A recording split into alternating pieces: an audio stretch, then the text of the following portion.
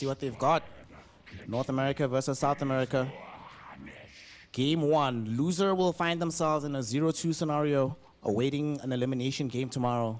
The winner, keep the prospects going for as long as possible for getting to the playoffs. For Rebellion, they smoked up, but so far they just planted out some vision. And both teams are just going to pass each other by. Looks like we're going to have a nice standard start to the game. Yeah, Heroic just standing as 5 here, protecting. I don't know if this is some replay analysis that they're expecting Shopify to go for an invasion exactly here, but doesn't seem to be the case. And now that they know that, they're going to smoke themselves and try to find an attack angle instead. Now, both teams with honestly pretty solid level 1 fighting. Shadow Demon as well as Slardar have a lot of potential because of low cooldowns. If Shadow Demon were to skill Poison, that is. If he skills Disruption, he'll probably only gonna have 1 in the fight. Chen not the best, Kunkka not the best. And now on the other side, you've got a hero like Windranger, who's not the best level 1 fighter, but you have Terrorblade with Reflection, potentially Quill Spray, one of the best level 1 spells in the game. So if this does break out, could get kind of crazy, this level 1 fight, but it would be a 5v4 as Terrorblade is really far away from his team, and he is integral to this fight, so probably it would be wise to run away for Shopify if they were to break a smoke here. But this pause one of those moments they can probably discuss state of affairs and say to themselves, hey, maybe we don't do this one, gang. Let's back off from this position. Because they're going towards the south, right? Hellscream wanted to take this Watcher and then maybe move here, but we'll see if he's going to be able to do so with the smoke as the GUN-Rs are back. Let's go and see if we get a first blood. Yep.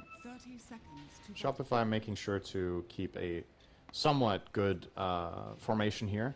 Would like Pakaz to be closer to one of the slopes here, one of the stairs, but Hellscream, well placed, will break the smoke.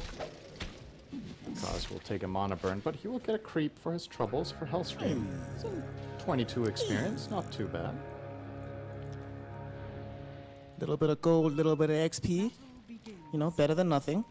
We'll see what happens around this bounty, though, because they're waiting for this one. The bounty will go towards Pakaz. Does he get out of here? They might leave him alone and target onto Hellscream instead.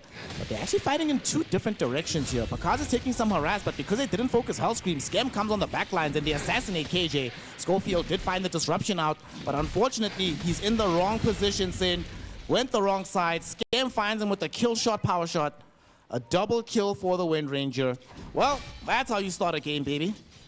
That's very surprising that Shopify were able to find 2 kills there with this hero combination, but, well, he skilled Gu instead of Quill's level 1, and they just kept running at heroes, and Heroic couldn't fight back because Kunkka is just flat-out terrible level 1, and Shadow Demon skilled Disruption, so they kind of had nothing to fight back with. And that makes it a very easy exchange for the side of Shopify Rebellion. They'll very happily enter the laning stage with a 2-0 lead. Because, unfortunately for him, did not get either of the kills. They both went onto Skem, so he will be mega strong in the bot lane. This 5 Windranger, top net worth, always looks funny when you enter the lanes like this, but see what he converts it into. He has bought Wand, Sage Mask, and Regen. So, looking to spam the power shots and really put some pressure and enable Tomato to have a good start on TV. You were mentioning earlier some of the challenges that they might experience dealing with the Sand King and the Shadow Demon, but with Skem having a much better start than expected, he'll be able to help ameliorate that somewhat.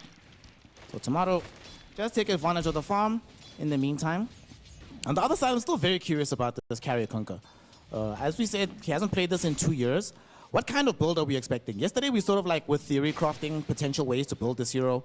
We thought about Radiance builds, Nullifier AC builds. This game, he does seem like he's angling towards Radiance. Definitely feels like the best option into like this Terrorblade Illusion build, right? I mean, it's generally the better item on Kunkka, I would say, to go Radiance. It's a little bit worse against TV because of Reflection, but that's the only illusion mechanic he's facing, and you probably want to have it for the blind. It's also double value, or triple value even, because you're playing against Bristle and Dragon Knight, so 3 heroes that want to do a significant portion of their damage from attacks.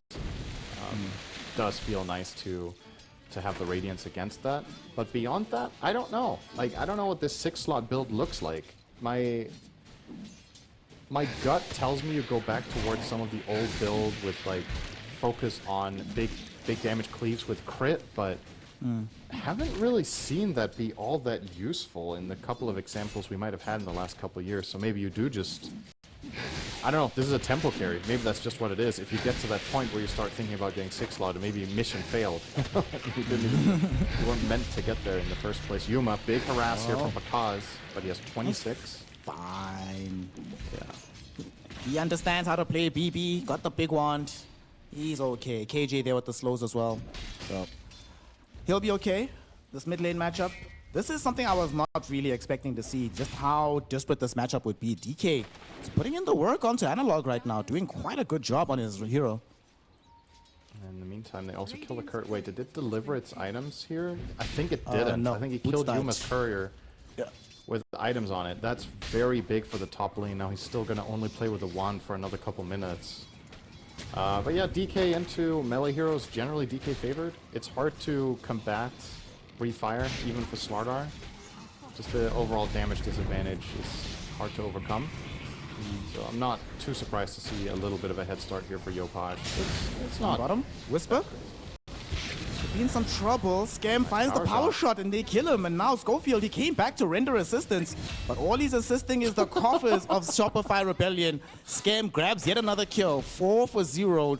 Dominating streak for the position 5 Wind Ranger. When's the last time you've seen a 5 Wind Ranger before 0 minute 4? I don't think I've ever seen this in a pro Dota game in I don't know how many years at this point I'm into this game, but no, you've definitely seen it. Don't you remember when OG Seb had a couple of crazy games when he was playing Wind Ranger there? Was he ever 4-0 minute 4? Okay, maybe not a minute 4. Maybe not. It's kind of. I mean, I've seen 5 Wind Rangers pop off. It's not that, but it's just a funny start for Skem to have. So see how he converts it. With these 4 kills, he has the same net worth as the enemy carry right now. On his 5 wind, he's sending out more items, I think. Let's have a look. Or, yeah, there it is. Okay, so he's got Boots Bassi now coming down, and this is really impactful because effectively you're rendering Terrablade's lane completely free. So this is without a doubt the best start we've seen from Shopify Rebellion so far out of the 3 games we've got to cast. And we were considering Heroic's draft to be very powerful in that mid-game portion when it all comes together with Kunkka, Sanking, and Chen, but if they don't get off the ground running from the laning stage, can they put the pressure they need, or is the Terrorblade, DK, and Bristle, all 3 just going to get super farmed and then overpower them? Some pretty big questions to be answered here, as all 3 cores on Shopify's team are top 3 right now in the game. On the bright side, though, Analog did recover quite magnificently in his overall CS. So he feels decent. Top lane, Yuma, though, just be careful. The Torrent will not connect, of course. There was the Tamer Beast coming out, but not enough damage. Now it's Hellscream that needs to run away from this Chen. Should be all right, though. KJ not nearly high enough level to make a full threat. And Yuma will just go back, finish his phase boots, X-Marks. He's all good in the lane. Wow. That is not good in the nice CS, though. Yeah, it's kind of tough, I think. This lane is definitely not the easiest to play, and now rotation. Oh, this is a good time to gank from Scam. This is after the X mark. If he dies here, that's a costly one.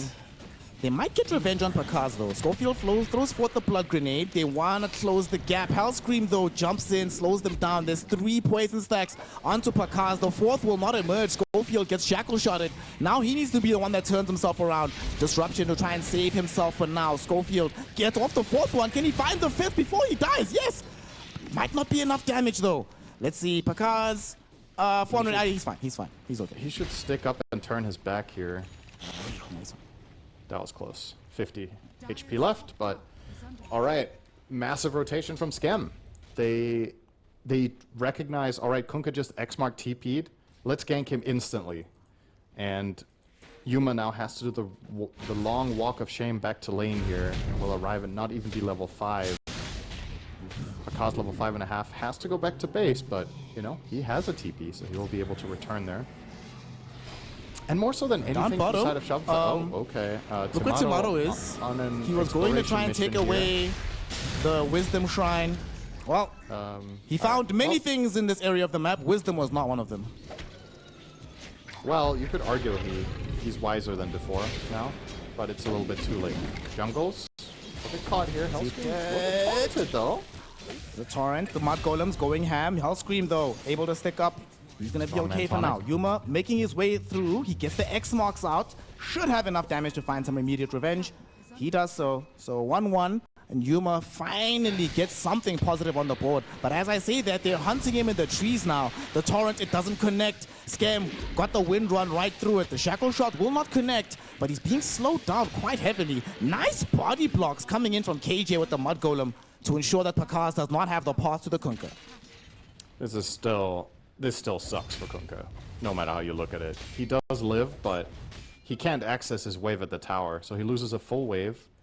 In the meantime, Bristle will farm up the wave that they had on them while fighting the Kunkka, and you can tell Heroic's mindset right now is we need to put out some fires. So they're going to go smoke up their Slardar together with Chen, looking for potential attack here onto Pakas, but this is not going to be an easy kill without Kunkka level 6.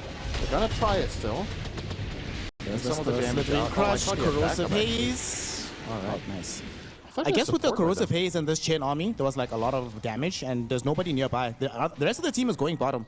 They're trying to focus on getting this tier 1 out of the way. I thought they kept the support around the Bristle there. That would have made for a much, much tougher kill if anyone was backing him up, but completely alone, isolated, will be a nice pick there for Heroic.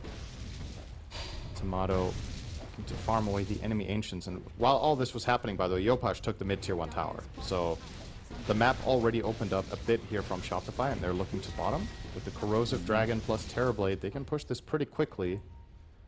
Heroic, are they up to look for a trade top, or what's the idea here? They're kind of just lingering right now, not committing fully to anything. Kyle's just happy to be in the jungle, getting up his farm. Doesn't really want to be on the map at the moment, and doesn't feel like he probably has to. Enough space is being made, bottom is being pressured. They're actually going to take it. Heroic are not going to respond for this one, so 2 towers gone. They don't really have themselves positioned to take one of themselves either. And even here in the mid lane, we have Slaughter who showed up for this, but his wave's being taken away by Scam. I really don't think they'll put any damage on this tower. Schofield looking for a way to access Scam here with a disruption, but Scam wisely playing off to the right-hand side will not be caught. Hellscream looking for a D-ward. He will also not be caught. So clean disengage. And now a haste rune for Yopash. Can they put this to use? No bottle, of course, on DK. Generally doesn't buy it, so has to use it immediately. Looks to just be a little bit of chill territory here. But once again, looking very healthy for the side of Shopify Rebellion currently. Because about to finish a Blade Mail soon on his Bristleback. Very good item against Slardar. Less good against Kunkka. He has a lot of mitigation and the ways of staying alive, but Slardar will be struggling to kill you. And Speaking of Kunkka, will be struggling to live. He needs to be very thankful for King Jungles. If KJ wasn't here at this exact moment, Kunkka dies 100%. So, Yuma, please tip your support player. Let him know you are thankful for his service. Sadly, though, the tower is not going to be in any kind of good luck. Definitely going to be brought down here with Yopash in the dragon form. Pakas was unwilling to tank the tower for his siege creep there. I guess it didn't really matter too much in the end, but him not choosing to do that does make it seem like he is anticipating some sort of potential counterplay from Heroic. It was not even remotely nearby, but better safe than sorry. I guess you still get it in the end, and the farming will commence. So still progressing very nicely on all 3 cores are Shopify, especially, of course, Tomato, who has had a free start courtesy of the Wind Ranger's early kills and just keeps building up with no contention down here. Heroic running a little bit in circles, trying to figure out what they want to do, and it's not exactly a good look this early in the game to be indecisive. Yuma not gonna find an X. Shackle connection, no X. I mean, they did just pick up a Blink Dagger on the Sand King, so they all smoked with him, but Analog is so close to a blink of his own. Just 300 gold away. Sadly, I don't think they have the chance to wait. Yeah. You gotta go. Yopash, they actually see him. They hit him with the ultimate, but unfortunately, they don't find the angle to jump him on. The Blink Dagger was not ready from Whisper. He does get the Bar Strike onto Scam, but that's at the end of the epicenter, so there's no more damage available. There will be a drag back with the X, both connection, and Yuma will end an unstoppable streak from the Wind Ranger. Analog also in the vicinity right now. Do they want to get out of here? Yes, they do. Yopaj is now shown up. Gets the Dragon Tail stun out onto Analog. Analog is falling very low. The disruption will be quite nice, but he cannot get off the Slithering Crush. Dies before it's available. He is going to be the trade, but it's a much bigger trade for Rebellion, and they're not done just yet. Blink in 1, 2, here we go. Kill.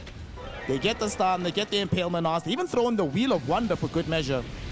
But this should be a kill they find. Oh, very nice torrent from Yuma. Pakaz, though, doesn't seem to be dosated just yet. He's chasing forward, wants to try and find this kill. Disruption will buy some time for the Shadow Demon, but the borrow time will eventually expire. It goes down, so does KJ. Can't complete the teleport out. It looked like just a quick pick send, but it turned out to be quite a disaster. 3 for 1 and a tier 2 tower under siege now. That was very, very scrappy. So first of all, this fight was 5v4. Terribly didn't join until the end. So the way it all started with the Windranger kill is definitely a very good find for them. But if you backtrack even further than that, the Demonic Purge being used mid onto DK, whose dagger got delivered as he got purged, so he could still blink out before he took any damage. That Demonic Purge was missing in that fight. That really could have helped them out a ton, but the 70-second cooldown was not up just yet. Shopify were able to chase down. Now Analog running immediately into trouble. Nice triple barrel. Does have hope, though. Whispers there with the triple barrel, like you said. Slithering Crush only connects onto 1. The Shadow Demon dodging with the disruption. They will be able to bring down the Ringmaster first. Bristleback gonna be in some danger as well. He cannot get out. They have done all they can. The rest of Rebellion, can they get out? No. Nice little Borrow Strike onto Scam. Wind Run will be there. Here comes a chase onto Analog. 5 seconds until he has the Blink available. They have the Vision with the Corrosive, so they don't even need the Blink. Double kill for Whisper. Yopaj going to be forced to flee away, and Heroic doing something on the map. You know, I noticed this yesterday, right? That Heroic is one of those teams that at any given point, regardless of how badly the game is going, there's always potential for some one crazy sequence of events. They take advantage of it. All of a sudden, they're pushing buildings. This is the Heroic way. You love to see it. Yeah, I think there's two sides to this one as well, though. That was Shopify invading their triangle without their full force. They just ran into a brick wall of 5 heroic heroes ready for that move and got punished mega hard. That's almost the entirety of their lead gone. They did not have the Terrorblade for that play. They did not have the Dragon Knight for that play. So just flat out easily outnumbered by Heroic, and that fight almost played itself. After the Barrow Strike, obviously beautiful from Whisper, the 3-man Barrow, the moment that came out, the fight was basically over. So... Oh, Analog. Oh my goodness, what a blink. He was right in range of Yopaj hitting him with the amplified damage Dragon Tail. But now both teams know that this Tormentor is in play. They want to use the amplified damage to try and take it down as quickly as possible. But they have Epi, they have Barrow, they have every ultimate except Ghost Ship. Oh, it's just back, but Kunka's not here. He's middle. What will Heroic do? Ringmaster almost died to the Epi. Now here comes the Epicenter on the back end. The Tormentor does go the way of Hellscream. Can Whisper bring any of these heroes down? No. They're all still quite alive. Analog almost caught up to Yopaj. He just managed to blink away towards the north side. Chen gets caught and killed.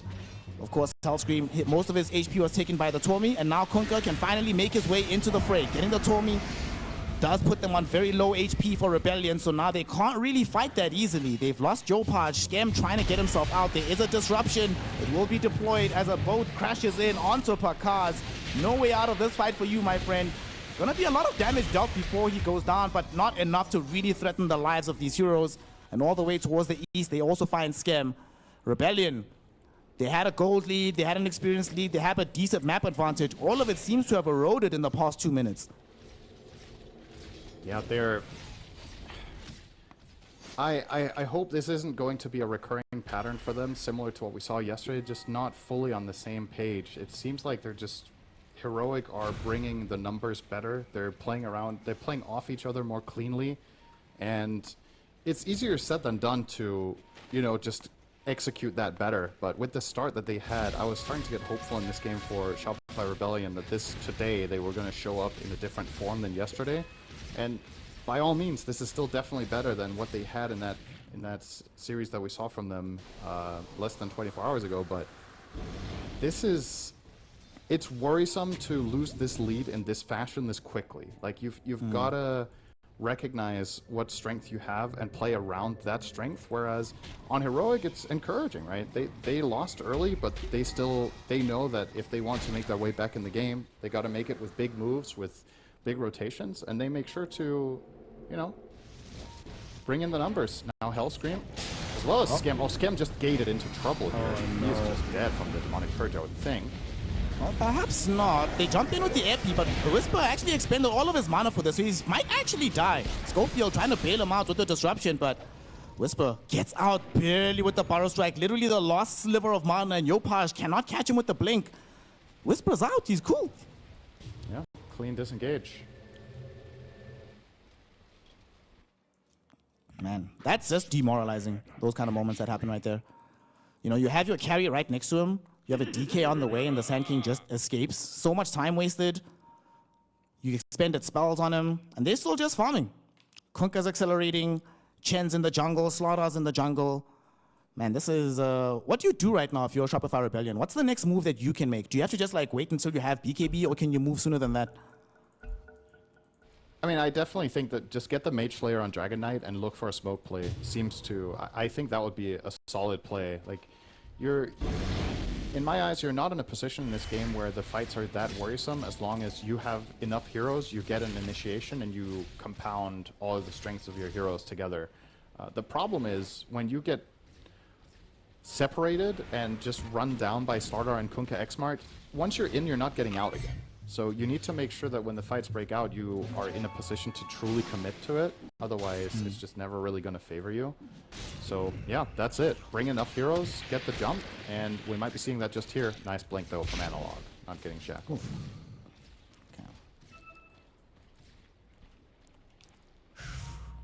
Tier 2 tower very close to dying here on top. And multiple Radiant heroes from Rebellion. Yopaj, halfway in duration of his Dragon Knight form, he would love to find somebody to kill.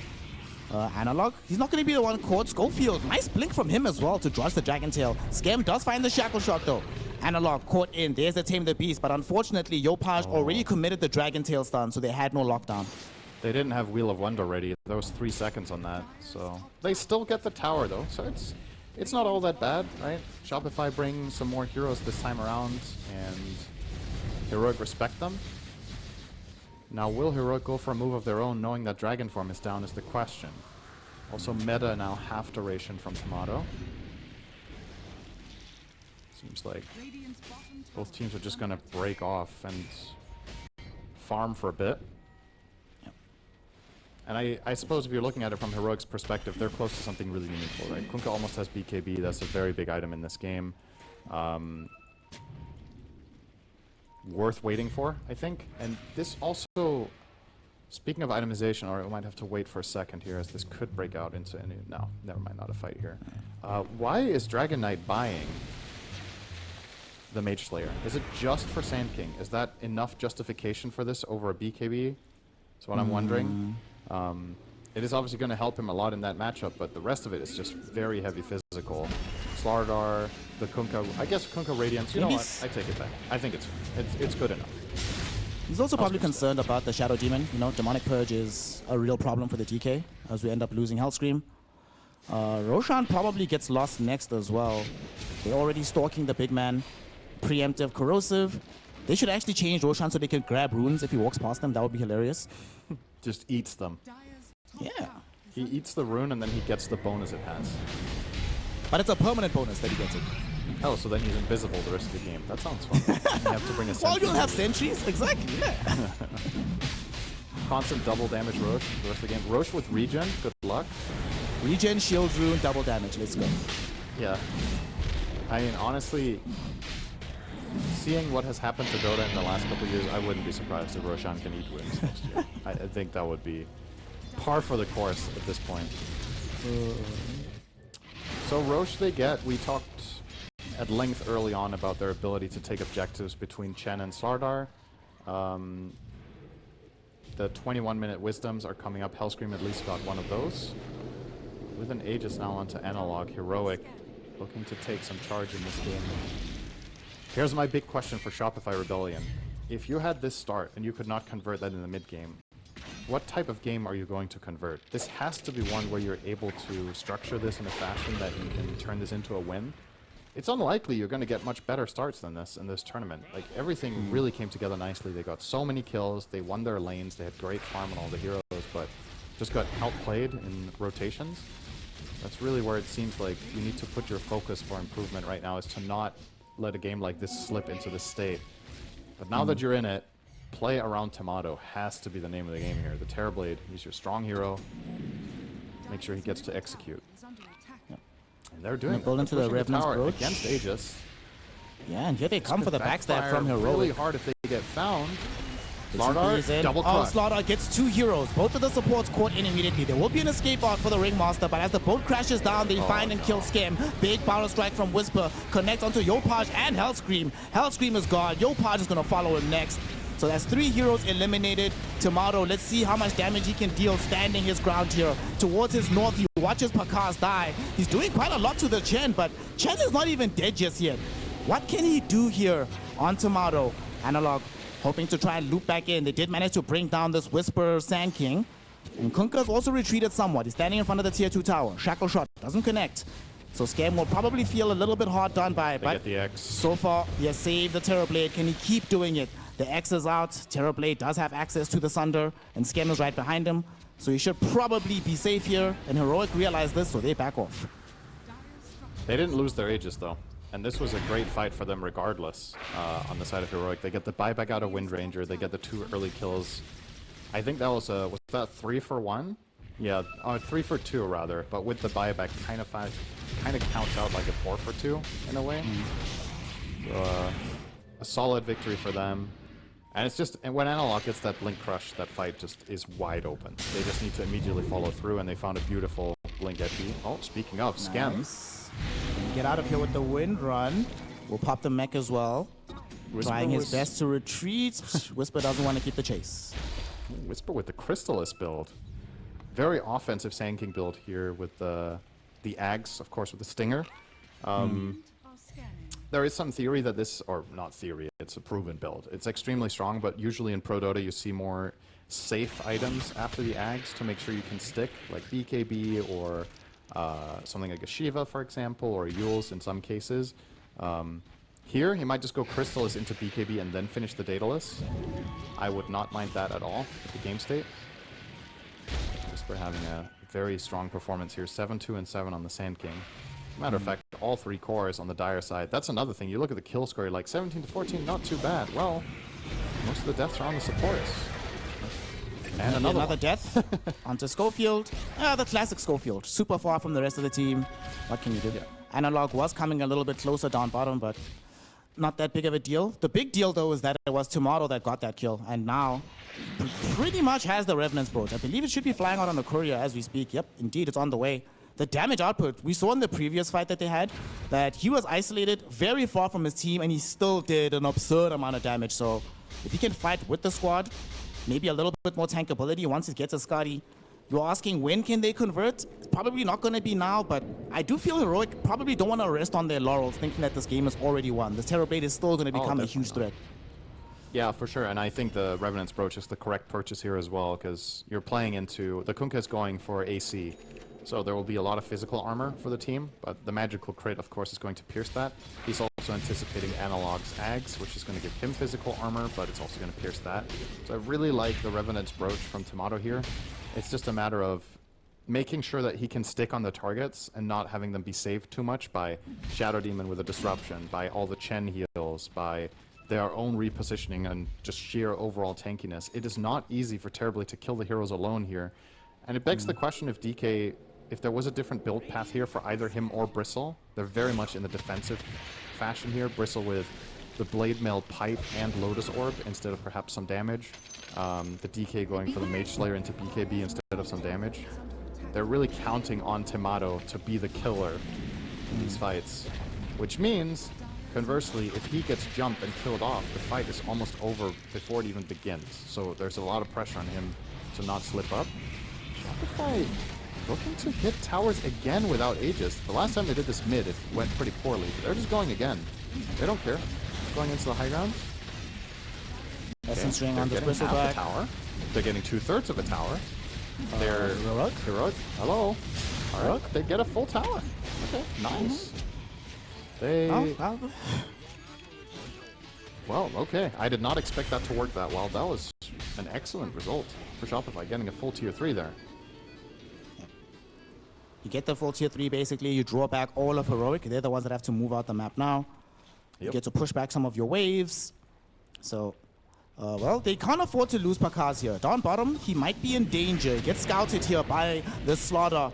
Analog is on him. There's a Lotus Orb to try and bounce back this Corrosive. It will expire eventually though. And as it does, vision will be granted. And there it is again. X marks the spot, comes in from Yuma. Torrent will be there. No boat thrown out just yet. Whisper was thinking about the FP, but they don't have vision on anybody else. And they're actually going to keep the fight going bottom. They made the jump looking for Yopard, but the Wheel of Wonder turns it on around. Analog inside all the damage from the Terrorblade as well. He's almost dead, saved for a moment by the disruption. It succeeds, but Schofield pays for it with his life. Whisper now coming in. Oh no, Epicenter. The Barrel Strike missed, but the Epicenter radius is still big enough. So you find that kill onto Skem. Now Stan back onto Yuma. This Kunkka does not have his BKB available anymore, so he has no protection from the onslaught of damage of Rebellion. They make it a 2-for-1 affair. They were the ones getting jumped, but what a response. Pakaz, the main target, is still alive at the end of it.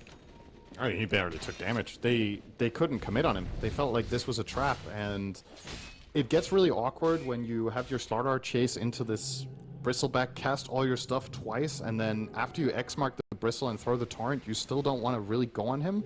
So effectively, they did bait Shopify Rebellion to fight them, but that was in Shopify's interest.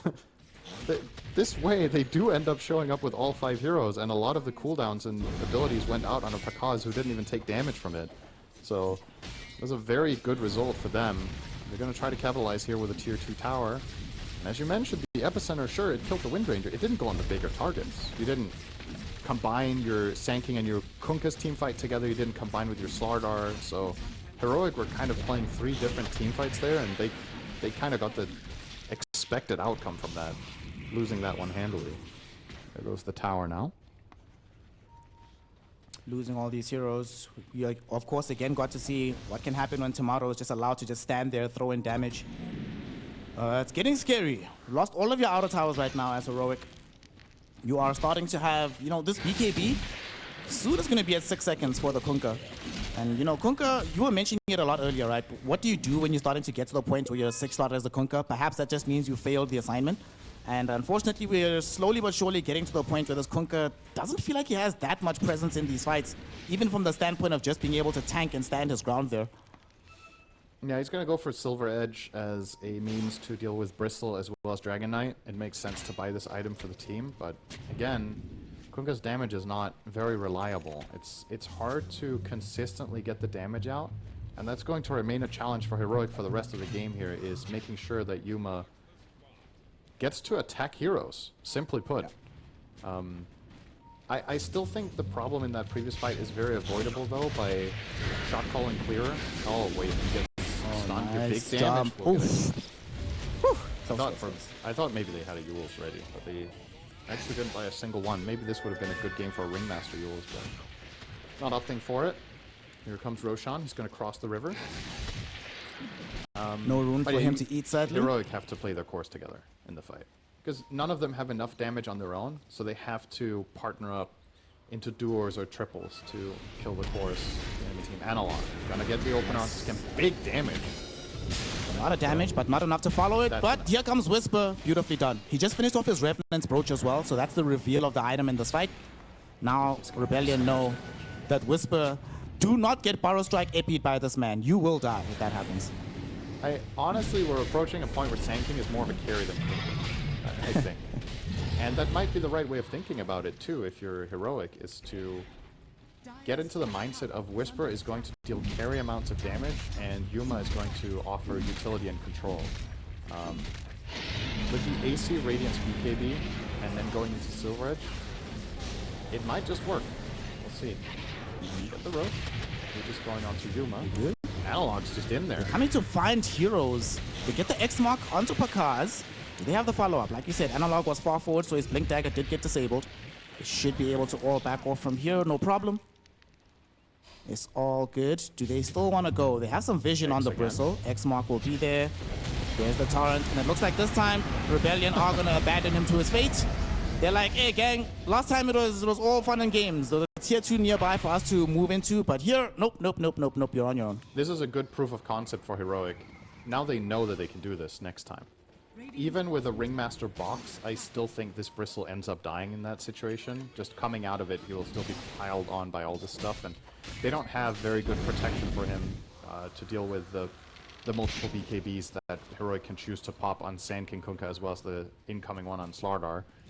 So that is definitely good news for Heroic's side, but the biggest item is yet to come, and I've got my eyes on Schofield. He should really farm it up. Bottom? Yep. No! Analog! Analog, by some miracle, actually ended up missing the Blink Slithering Crush. Is he gonna actually survive? Tomato, you lucky man. He's still gonna get chased though. Barrow Strike will be there. There's a Slithering Crush. In the meantime though, Yopaj went to the backlines, isolates and kills Schofield. Now here comes the turn from Rebellion. Putting in pressure onto Whisper. Sand King already down to half HP. He needs to get out of here. Where is the further catch? Impalement Arts connects in onto the Kunkka, but he's invis up right now. Just trying to get himself as far away from as this as possible. Doesn't want the smoke to pop, and it doesn't seem like it will. He'll be okay, but just barely. Yeah, that's... If they get the opener there in Terribly, that spells disaster, because Tomato is playing without BKB, so if he does get caught and isolated, he's just going to get burst with no teammates around, but fortunately for him, just barely avoiding the gank, and Schofield being killed off there kind of ends the fight. It's hard for them to follow through afterwards. And Schofield, I wouldn't mind seeing him farming a little bit here. I think the Aghanim Scepter is that good this game that if he can get there, that turns him into like a semi-core almost because of how much he shuts down DK and Bristle for his team. It also shuts down we've talked about Wind Ranger, the Ringmaster box, all of it. It's just a flat-out hard counter to the Radiant lineup. If he also has the confidence to go and disrupt Terrorblade in the fight, that's also nice. So plenty of opportunity. Oh, they can disrupt each other here. A little fun interaction. Lasts longer on the ST because of the status of this on Bristol. Sada does go forwards, finding the stun onto Pakaz, but there's a backline jump again. Yopaj once more finding Schofield. Analog will be there. There's a torrent out onto Yopaj. BKB will be activated by him as Whisper goes in. Epicenter yet again only connecting onto Skem, and this time there is escape art. He will protect Skem on this Wind Ranger.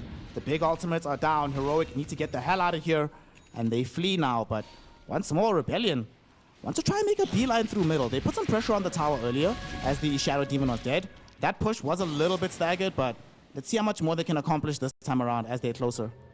It's a good it's a couple of good play calls here. Heads up from Yopaj to isolate and kill the Shadow Demon. It's really important that the DK manages to do this. Oh, the Epi on cooldown. They're threatening the first lane of barracks. Throw out some Cozy Haze here with Analog, baiting out the Lotus. He must have tough not to crack though with Aegis and his passive. They'll get the range, but I think that'll be the end of it. Slaughter will find the stun out onto Pakaz. A little bit of a drag back, but probably not enough to really threaten him. And yep, that'll be that. Roshan will be taking away his bounty in about a minute, so Kunkka not going to feel immortal for too much longer. But still, Rain Drags, it's you pretty much got it for free. After the last couple of fights, you'll definitely take it. I was looking for this exact item on Yuma. I'm happy he's putting it in his quick buy now. I think the Kunkka Shard is actually very impactful this game.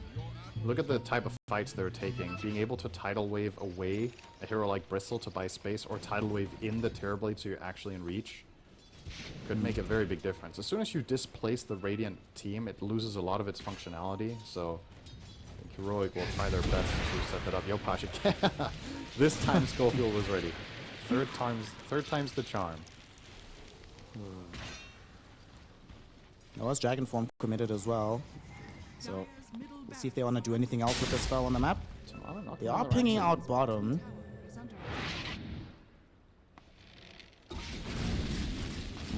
Just take the triangle, take their farm. We reset for a while. Despite all the madness that has been happening throughout this game, this is definitely, without a shadow of the doubt, the closest game you and I have covered. 36 minutes in, less than 1,000 gold in it, less than 1 kill in it. The experience is not that much of a difference either. It's a 2% advantage for Heroic.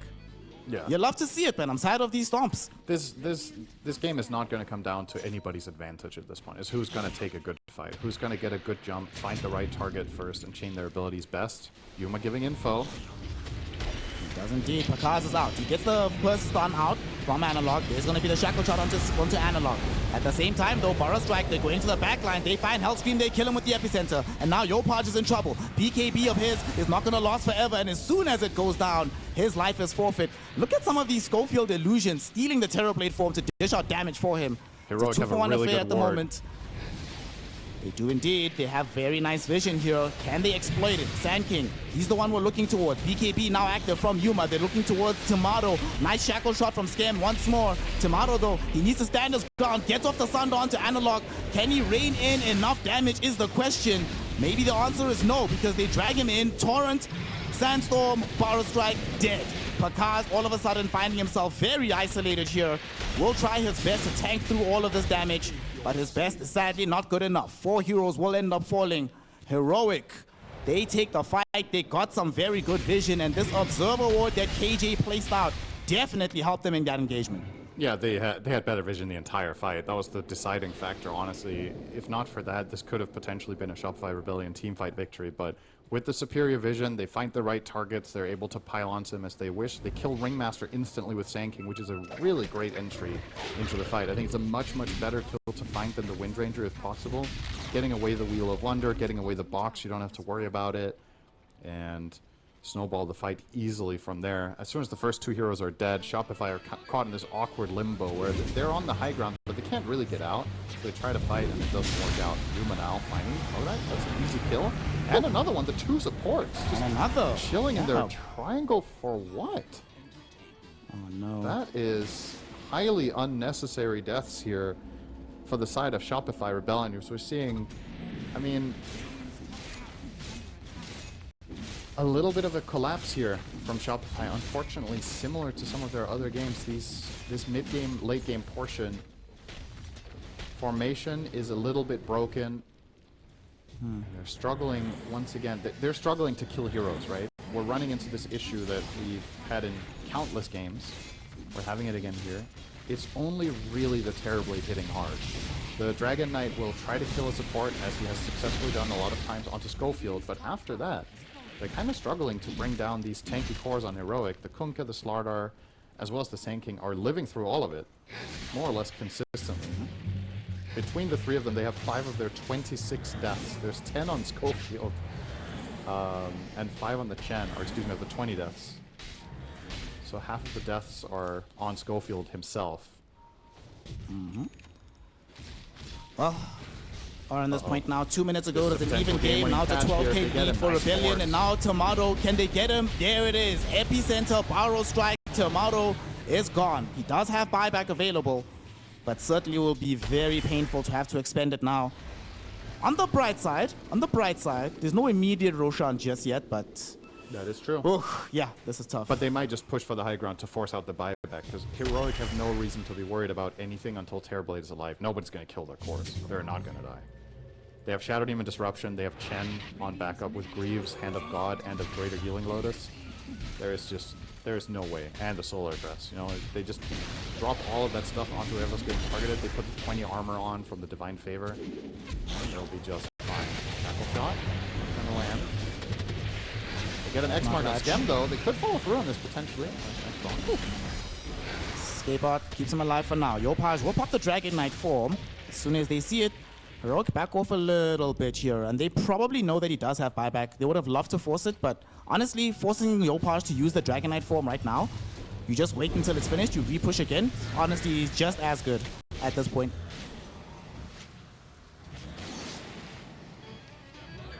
Back away. 16,000 gold in their favor. No racks claimed just yet, but what do you do right now, right? If you're on the side of Shopify Rebellion, is there really, what's the angle of play? Do you try to fight them around the Roshan pit? Do you wait for them to come high ground? Try to exploit them there with the bristleback just standing and trying to point his back towards the team? What's the plan? I think it's mainly about finding Shadow Demon first. If you can get a jump with the Terrorblade, or excuse me, with the Dragon Knight onto the SD and actually burst him with Terrorblade hitting, that would be a great start. It's not going to be easy though, because Schofield does have the Blink Aetherland, so he's going to be really far back. So the realistic entry is probably poking and prodding a little bit with Bristle, hoping they respond, and then if Shadow Demon ever gets out of position, you punish. If you can't get him, try to kill Sand King. I think the other two cores are just too tanky. It's just not going to happen right away. And as the fight develops, it will get harder and harder. Oh boy. Wind Ranger had an excellent start to the game. At some point was 4-0. Now struggling a little bit, 7-8. She was 6-0. Game has not gone according to plan. Isn't that crazy? 6-3, actually, She right, was yeah. 6-0, You're now unstoppable. 7-8. Fell off a cliff and never bought his shard. He's about to buy a 42-minute Gale Force, which I didn't even recognize this earlier in the game, but to me it's crazy not to have that against this lineup. Slardar, Sand King, and Kunkka, 3 melee cores that are chasing and hunting for kills. They do not have Gale Force yet. He opted for a Vlad's over it. He opted for full Greaves over it. I honestly would have loved to see him buy it minute 15 and just make it his very first item in the game. I think it's that good here, so we'll see if it can change anything now. It is starting to approach super late game at this point. In modern Dota, 45 minutes is already very late. Heroes start getting 6 slotted, so it starts mattering less and less now, unfortunately. This age is Just thinking about like, if this was still TI3 days, they would laugh at us for thinking this is late game. Yeah. Like, bro, what are you talking about? This is the laney phase has just ended, brother. What do you mean? Yeah. There's so much gold on the map. Heroes get farmed so fast. It's easier to finish the game with the overwhelming strength your heroes have if you do win a fight. So, yeah, I don't even know what I would consider late game anymore. Maybe everything after 40 minutes is late game when it used to be like 50. I don't know. We never really had a definition of it, but it definitely feels like it happens earlier. Now Yuma with the Hex, they're actually going to smoke up here pretty close to the enemy base. I wonder what they're looking for here. Having a little bit of issues with packet loss. Hope it gets resolved swiftly. Maybe the play is to try to find somebody who's pushing out here, poking his head. If you can kill him fast enough, force a buyback, then you just retreat. Well, he doesn't even have buyback if he did die here, because, but he is backing up in time, so he should be okay. I did see that they did finish a nullifier on the Dragon Knight, so that certainly is going to help a little bit. Sadly, there's also a nullifier on the Slaughter, so the couple of times that we have seen this escape act, save heroes that Slaughter is jumping on. Well, Slaughter doesn't have to wait for the SD to close the gap anymore. Can dispel it himself, find the hero, kill them, move on to the next target. Yeah. Game is feeling quite dangerous at the moment.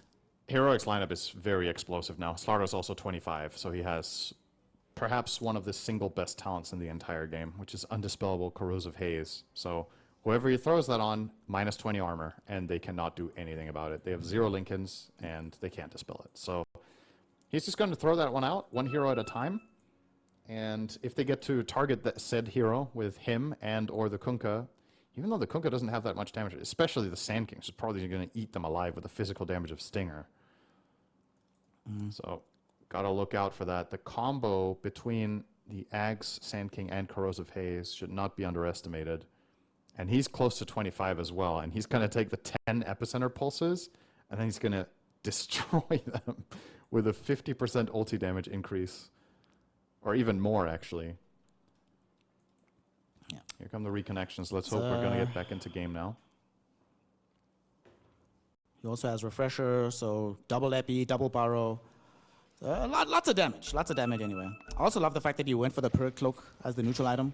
I feel like for the way he's playing this game, it's absolutely perfect. Let's see if this hunt will accomplish anything. Oh no, Pakaz! Whew. Oh, Okay. He has BKB. Double X. They are going to purge Him. There's going to be the disruption. Now they're going to go for him though, and look at the damage! I thought this hero was tanky. Pakaz gets nullified, but pushed into the base by his team. That's going to keep him alive. In the meantime, Yopaj, his BKB has now expired, so he's in trouble. Caught by the Torrent, looking to try and escape all of this damage. Look at Schofield stealing illusions. Well, he's trying to. Look at the damage output though. We see the Wheel of Wonder going forward, holding these heroes in position, allowing Tomato to put in the right-click damage, and here comes Whisper. Epicenter Burrow. BKB though was in from Tomato. He evades all of this damage with Pakaz on the foreground of the fight. He's healed up, he's back in. Does get himself hit with the Slithering Crush, so there is a haze on him, but the escape act allows him to escape in the base. X marks the spot, will be there, but the Tidebringer will miss, or the Tide rather. Doesn't drag him back in time with the wave. They do claim the life of the DK as well as the Ringmaster, forcing a buyback out of the ring, but they defend, at least for now.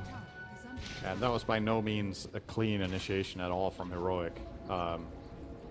They did not manage to kill the Bristle. He got away on like 5% health. He was lucky to survive that. That could have been way, way worse for Heroic, or excuse me, from Shopify. But, like you said, they stay alive. That's Aegis and Cheese gone, so big advantages have been expended here from Heroic's side, and maybe they can... Oh, Yuma actually gonna find Paz again. Yuma does find him, but Pakaz also is around 2 of the Dire heroes. They do kill off the Chen very early on. Schofield trying to run away from Tomato here. Tomato will be able to bring down Schofield as well. Pakaz putting in damage onto Analog, trying to disable the Blink Dagger. Analog doing his best to get away. Does not get connected with by the Impalement Arts. Does BKB though, and with the E-Blade connection from Whisper, that will buy him a way out of this fight, but Whisper unfortunately will find that he is now caught and killed. 100 seconds in the grave. And he does not have buybacks in. I don't know what's happening. I don't know what's they can't. Okay, you know what? Here's the biggest thing in that fight. The biggest thing is that Schofield was accounted for this time. That time he got flanked by Terrorblade, and getting the Demonic Purge out of the picture prevents them from killing the Bristleback. I think the play call there, the idea from Heroic was, we're going to go on Pakaz again. We're going to pop all our stuff. We're going to Demonic Purge him, and this time around we're killing him. But in the meantime, he was getting his Blink cancelled on Shadow Demon, so the play call didn't work out. He gets just chased down by a Scotty Terrorblade, can't counterplay it with Disruption because it was on cooldown, and ends up dying on the spot, and then they can build a fight off of it. But it's really, really scrappy. Both teams are struggling to string together the perfect fight, and now Heroic without their Sand King. Is this potentially the first full lane? Shopify are going for it. Team that is... Alright, they killed Skem they do off get a quick kill onto right Skem. Slaughter just solo. Nice by the triangle. Don't know what... Yep, okay. So he's out. Let's see what happens. High ground. They're going for the racks. They need to defend this. Heroic. It's 40 seconds. No Sand King. Blink forward by Yopaj. Can't catch up to Schofield, but they have gotten the objective. Mid lane of Rax is down. Still 30 seconds, no Sand King. Will they try to double up and go to the north? The tower is not that healthy, but it's a very risky play. It's 4v4 at the moment, but they are going to go for it. Tier 3 tower will now fall. They're looking for the melee Rax. Still 20 seconds, no Sand King. Jump forward by the Slaughter. Does find the stun, but without the Sand King, no follow-up. Boat will be thrown forward. This cliff will eventually end. Pakaz on the high ground. Pakaz losing all of his HP. Pakaz killed off. Demonic Purge, baby. Good spell, good stuff from Schofield. The bash not in time from Analog to cancel out the TP from Terrorblade. Close call, though. So that time around, well, if Bristleback is just standing alone in the front and gets hit by every spell, you can tell how fast he can die. And that time around, they got to structure it obviously way easier within their own base. And now we're going back the other way. Heroic will definitely want to force this Bristleback buyback if they're capable. And should be relatively straightforward. Even a Shield Rune now onto Yuma. This could be a difference maker. Keep in mind, Terrorblade meta on cooldown. Well, oh, Scam! The shackle shot. Shout out to Schofield for saving his Slaughter, but it might not be enough. Big Barrow Strike, epicenter from Whisper. He's on the back end looking for the Terrorblade. They've got him almost. TP, he's alive. Gets off the Sunder, and Whisper's the one that gets brought down. Towards the north, they found now the Kunkka. Yuma doing his best to run away from Yopaj. Gets over into the river. Is there anybody nearby to cancel this TP? No. He's out, but the other two cores are not, and Sand King still doesn't have buyback. And here they come once more. Rebellion did all of that without their Bristleback even being alive, Sin. That shackle shot was extremely important. Heroic were slightly fragmented despite outnumbering the enemy team, and sometimes you can feel overly confident for that reason. Analog jumped in completely alone without any support and ends up paying the price. Now they're on to Yuma. They jumped Yuma. BKB. Gale Force will be there as well. Scam looking for the shackle shot. Not going to be able to find it. BKB from Yuma protect him for now. And they're putting pressure onto the tier 4. They want to force a buyback or two. Nobody is taking the bait just yet. There's Slaughter's one. Sand King still 1,000 gold off of it. Look at now Yuma. He doesn't have a BKB. He needs to be very careful about this. Shout out to this OST for protecting him for now, but it might not last forever. They're force-staffing forward. They want to close the gap. The tier 4 towers are down. They are looking to end this game. Shopify Rebellion, despite not having a gold lead, 30 seconds ago, they were 20k behind. They just killed Schofield. They're about to kill the Ancient, and they have done it. GG, well played is called. How many daggers am I holding up? So let's see if we can bring out the best in the two teams this time around. We're gonna see as we are now off to the races. Rebellion smoked up early. Gonna head out onto an adventure, get some vision on the map. I guess another thing about this game that I'm looking forward to seeing is, you know, as much as it might be difficult for the side of Heroic to reliably find and deal with the Tinker and the Ringmaster, if this Ember Spirit has a really good start to the game, there's not that much lockdown to deal with him, you know? If he's able to get to his items, put the pressure onto the backlines, he is definitely going to feel safer in his jumps than the Storm will feel in the opposite direction. Storm has to worry about Ava, has to worry about being Walrus Punch, getting rooted into the place, getting Slithering crushed.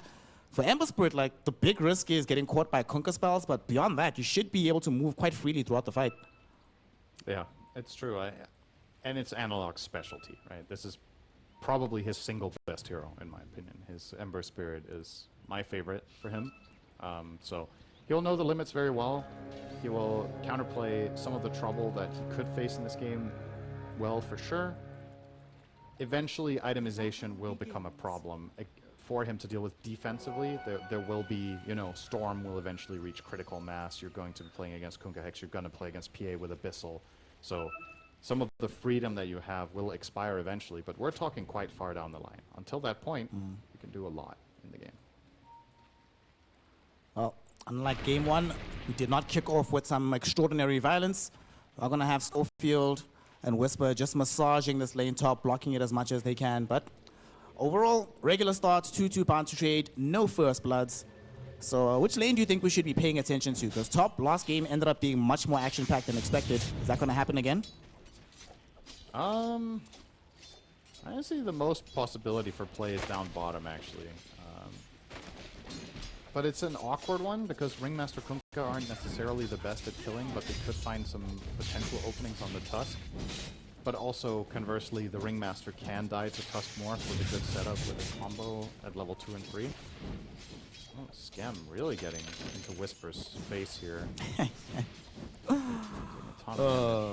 They're trying to box him out as much as possible. Yeah, super aggressive. He's out of mana already. But Schofield does get a wave pull out of it. And I think that's why Whisper is waving at them, and he's happy because perhaps Scam could have connected the waves instead of letting this pull come between the towers. Still, getting this successful pull isn't necessarily just good for you. Sometimes you do it out of necessity, but the enemy team can adjust as well and get off a pull of their own. Schofield interrupted it quite well here. Even stealing, well, he didn't get it, but needed a tomato. Centaur creep. Nice. You see bottom KJ with the ice shots, just making sure that deny could be achieved by Yuma. They deny the range creep as well. Good stuff, but KJ might pay for this with his life. Nicely done with the drinking buddies to drag himself away from the torrent. Not a facet that we see all that much these days, but get to see it in that situation. KJ leveraging it to make sure he does not die. Yeah, this is the second time I see Tusk take that specifically against Xmark. So there seems to be some shared understanding in the pro scene that this is a good way to deal with Kunkka. Even if he does connect the X-Torrent, maybe you can still Drinking Buddies them out of the Ghost Ship and get away from that. Or if the whole combo connects, you can still reposition them while they're stunned and can make a pretty big difference for surviving overall. So it's cool. I like it. I like the sound too. Drinking Buddies is very satisfying.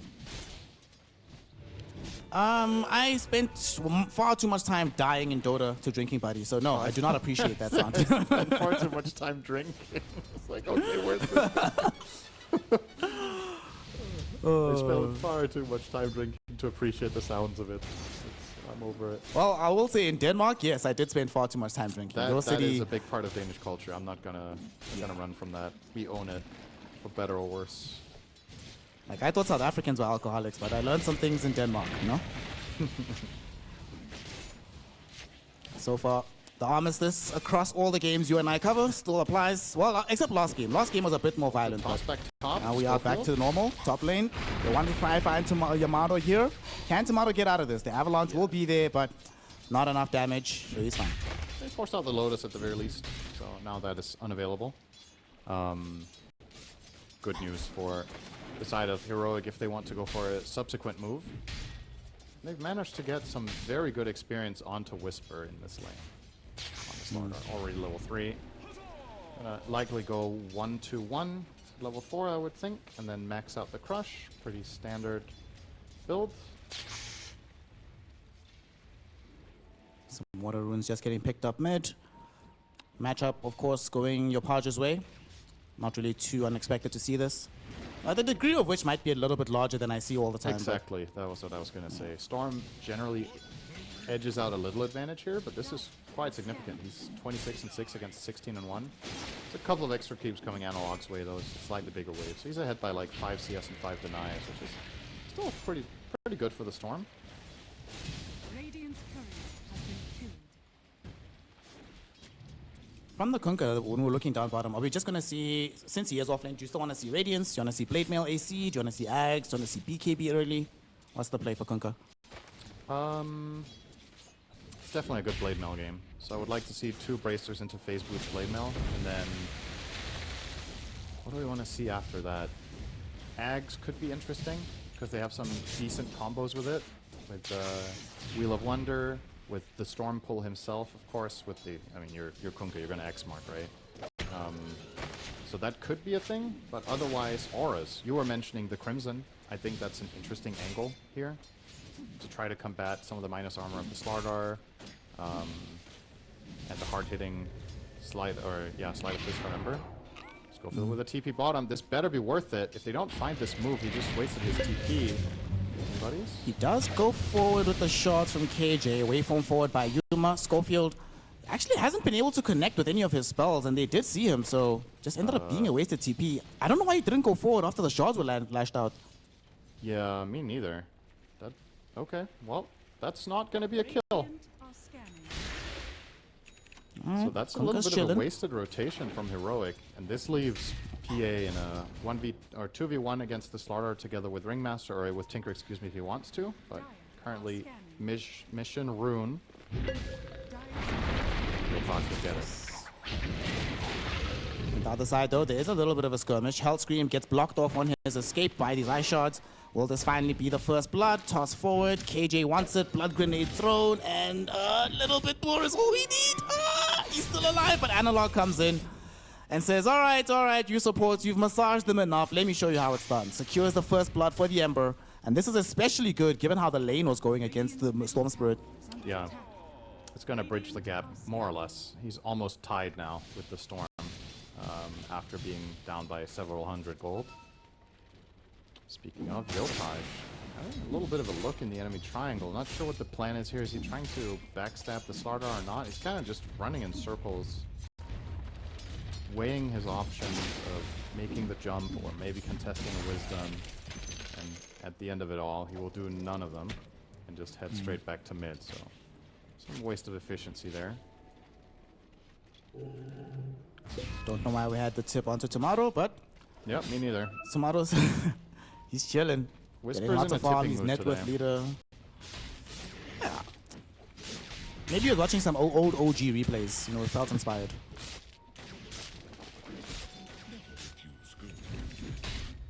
So far, we haven't, outside of that movement that came in from Schofield, we haven't seen any really big rotations just yet in this game. Tiny is back top. Skem just making sure to keep the equilibrium favorable. And now, actually, this PA is in a bit of an awkward position, but thankfully for her, Whisper had already committed the Slithering Crush. So she's able to just blink into the wave, keep farming like nothing ever happened. All 3 cores on their side are, I mean, every single core in this. Nobody's struggling. This is completely dead even. Yopaj on King Jungles, though. Should be some Searing Chains, though, to dissuade him from going forward. No, Searing Chains are on cooldown. At the same time, towards the north, look at the Tinker. Tinker's the one that's in danger here, but there is going to be some help to try and keep her alive. It's not going to be enough, though. She will end up falling. At the same time, though, Whisper probably dove a bit too deep to find that kill. A 1-for-1 exchange, and here's a Torrent X onto KJ. Even with the boat being thrown forward, they find the kill onto the Tusk. Can the Tiny escape? Yopaj still has a little bit of mana to deal with. Can zip forward, doesn't even need to. Analog did his best with the Searing Chains, but it's a little bit too late. They have ended up losing 3, and all they got in exchange was a lowly Tinker. That was a great overall result here for Shopify Rebellion, considering they get to keep their PA free farming in the meantime while Slardar was getting killed off. So now the distance in the top lane is up to 1,000. They were pretty close together just minutes ago. Now gap is starting to matter. Of course, Morphling is farming at the same time, but his lane is less contested. So this is the default outcome, so to speak. Whereas in the top lane there was play potential from Heroic, but they didn't really manage to shut down Tomato at all. So relative to the best and the worst case scenario, I think overall Shopify Rebellion should be very happy with the current state of affairs. And lest we forget, if you're winning early game and you have Tinker as a support, this game countless times. But they will go on him this time. Again, burst by the 3-man gang. Oh no, a Tinker's dead. That's so unfortunate. Game is hard. Wow. No personal vendetta there. That's good. No, none whatsoever. Radiant structures Well, are fortified. they will trade some pressure on the towers. Tier 1 is being pressured, Tier 1 top is being pressured, but Rebellion are putting a little bit of pressure mid, but they realize that they're not sure we can keep this up forever. They'll TP bottom with the Storm. I think they want to try and find a kill. Both Yuma and King Jungles are here. They go for King Jungles first as Yuma tries to waveform away. Pakaz with the X marks, the boats landing in onto the Morphling. They zip in with the Storm Spirit. There's March the Machines as well. KJ will do his best with the Drinking Buddies Nice and the snowball Snowball. It will do quite a bit to buy time for Yuma. It actually keeps him alive. We'll lose the life of KJ, but definitely worth it. Pakaz, though, has X in 10 seconds. Will he be able to keep a beat on Yuma? No. They decide that, you know what, we have gone far enough. We've claimed a nice kill. Time to back off. That was really nicely played by King Jungles. He held Snowball the entire time until the Electric Vortex came out, and then he snowballed instantly. Bought enough time for the waveform to come off cooldown, and they get Yuma out of there. So, well done to the position 5 of Heroic. And he will immediately be greeting Hellscream down here. Very awkward position. Tomato has connected over too. Tomato caught inside the eye shots now. Both himself and Hellscream, I think they're both dead. Escape Act will be preferred for now, but the first on the 4 will be Hellscream. Tomato, at least looking to bring down Schofield. He'll do so. Yopaj is now shown up out of nowhere with Pakaz. Can they get these heroes out? They turn their attention towards King Jungles. KJ will die, but so will Pakaz. Yopaj, there is clear vision on top of him. They know where he's at. Whisper watching him go away. Slithering Crush cancels the TP. No way out for you, brother. Analog secures another kill for his squad. It is all of a sudden, after what was happening, looked good for Rebellion, but now they give up 4 for 2. All of their cores dying in the process. I mean, that's just a total bloodbath, and PA is involved, which I personally, a lot of the time, I'm very happy to see carries rotate. I just think this is a nonsensical rotation. You're not getting the tower, you're having a total free farm top, you can get a mega fast Battle Fury and snowball the game, but instead Tomato is now losing some of his momentum. They still haven't killed the Morph, who's now 3-0. Tomato clocks in his first death and is now 500 off Battle Fury instead of having it. He could have had a 12-minute Battle Fury treads here on PA, which is massive. Now it's going to get delayed to 13 instead, most likely. Every minute counts. Let's keep in mind for Shopify Rebellion, I actually don't think it's bad if nothing happens in the game. If you can free farm your Tinker, your PA, and your Storm simultaneously, I think you're pretty happy. So, don't have to force this much, especially not in these awkward positions. So he's going to come in here. The enemy team obviously can just TP on the tier 1 tower. They get cornered in the bottom here. Ghost Ship is on cooldown from Pakaz as well. If he had a ship here, then we're talking, but yeah, this is just too easy for Heroic to overpower the heroes that they bring. Tomato, is he just dead? Corrosive? There's nobody to blink to? He's gone. Oh my goodness, dominating streak. Hellscream, he showed up, but he's way too late for this one. He will pop the escape back, but only for a mere moment. Yuma finishes him off. Now Skem, he's in the trees, throwing out the marches. Needs to be careful here. Yopaj also died somewhere else on the map, getting killed by Schofield and Analog. What the hell is happening, Sind? Yeah, you tell me. Well, yeah, I mean, I'm struggling for answers too, so, you know, it's not easy, but a couple of good moves from Heroic. That was basically the perfect scenario, right? They bring only 2 heroes, and that's enough to kill PA, and therefore they have another 2 heroes free to kill the Storm, and everybody on Shopify Rebellion just walks into each individual trap that they have set, so basically it's as good as it's gonna get, but it's kind of crazy that Heroic were able to accomplish that simultaneously, those 2 kills. Alright, Tomato now with the Battle Fury. Will likely be choosing safer farm spots now that he can jungle. Be tougher to find. And Pakaz is going for the Vanguard, so we might see the Crimson that we were theorizing, which could be very strong. I still think Shopify, despite bleeding these couple of heroes out, are not in the worst position in this game. It was just very unnecessary, but now the game is going to be a bit harder, but you're still, I think, theoretically in a fine position for the game overall. Make sure you keep farming up your Tinker, keep getting those tankiness items. He's currently got the Holy Locket. I think this is a great game for Greaves or Solar Crest. Doesn't necessarily have to prioritize getting Ags here, despite being against 2 melee or 3 melee heroes, 4 melee heroes, however many you can count to on one hand. It's perhaps a little bit too unrealistic, and the defensive route is just better, and there is enough damage in this team that he doesn't need to do much. Heroic will smoke up. They want to try and deploy some of the damage that they have. Looking towards bottom, and Pakaz, oh no, he's walking by right now. He does have a Blade Mail though, and he did finish the Vanguard, does have 14 one charges. Is that tanky enough? Answer is no.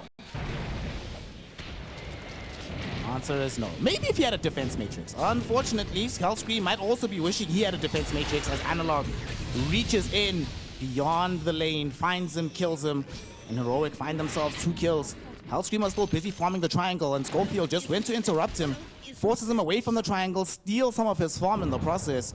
Man, Heroic, these last 3 minutes, they just leveled the hell up, man. They're taking everything, including the Tormentor that just spawned. Yeah, this is kind of a gimme for their lineup. Drinking Buddies and Corrosive Haze. That'll be a shard for the Tusk.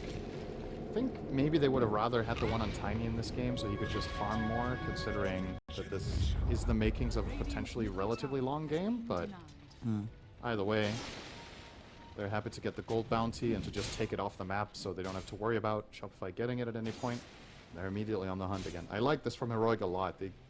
When they are getting momentum, they just keep taking more and more and more in their games, a lot of the time.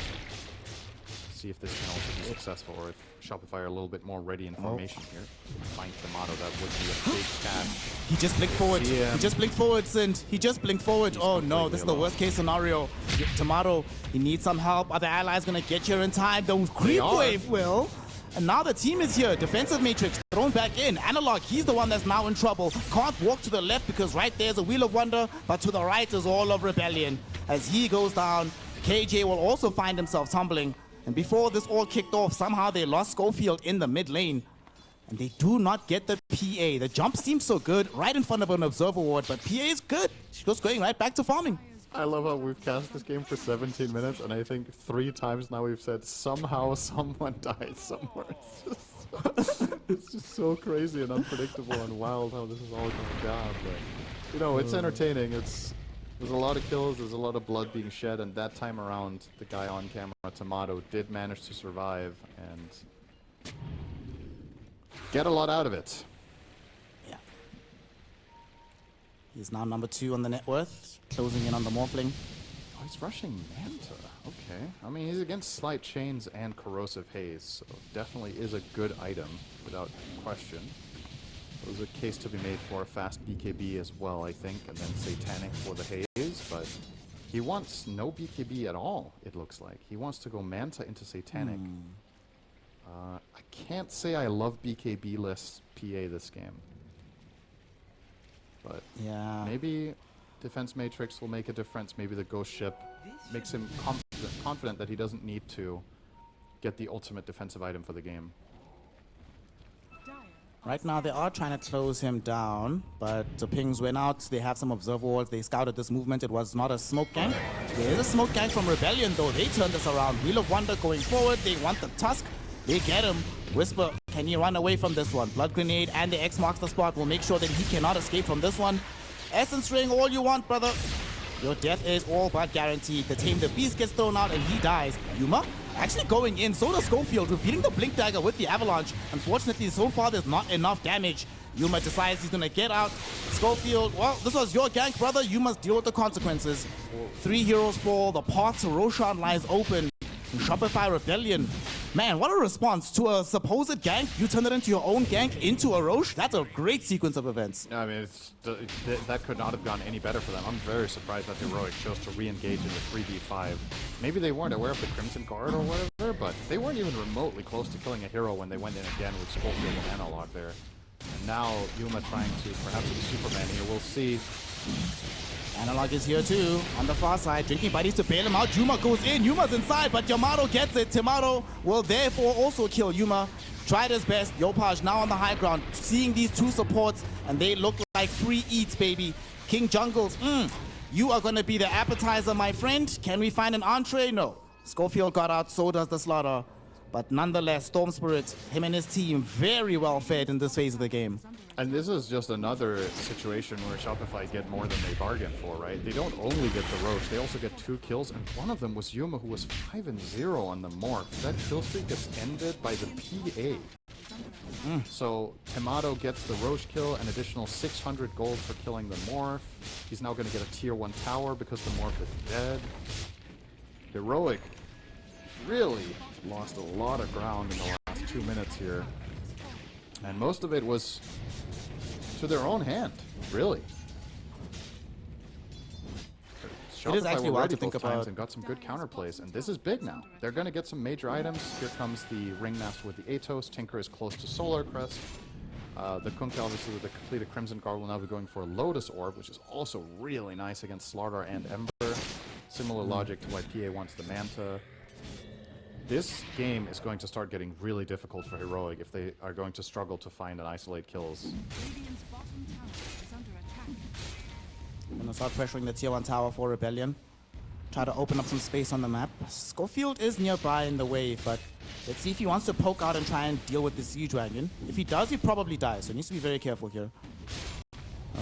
Doesn't seem like they're gonna respond to this one. So tier 1 tower, all of them taken away. Radiant's bottom Now on the Radiant side, and yet Tomato continuing to increase his farms, chilling with the Brigand's Blade as well. He's having himself a good time.